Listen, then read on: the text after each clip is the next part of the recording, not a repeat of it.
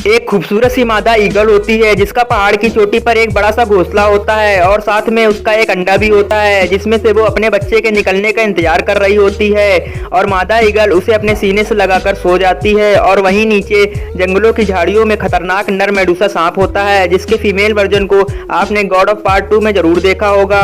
और वो उस अंडे को खाने के लिए घात लगाए हुए ऊपर की तरफ देखता है और रेंगता हुआ ऊपर की तरफ जाने लगता है।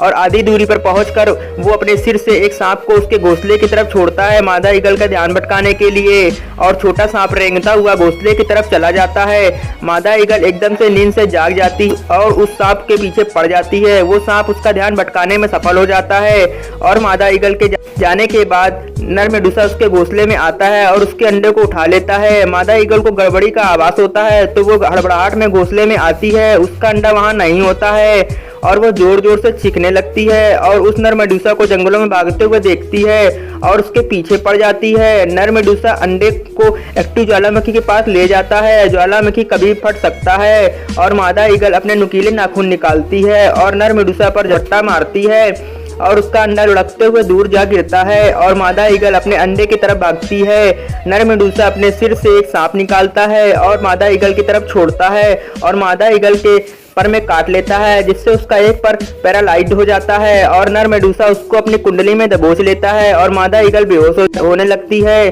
और अपने अंडे की तरफ देखती है। और नर मेडूसा उस अंडे को खाने के लिए अपना मुंह खोलता है, फिर और बड़ा करता है, एक बार और बड़ा करता है। मादा ईगल आखिरी सांस तक अपने अंडे को बचाने की कोशिश करती है और अपने नुकीले पंजे से उस नर मेडूसा को चीर देती है।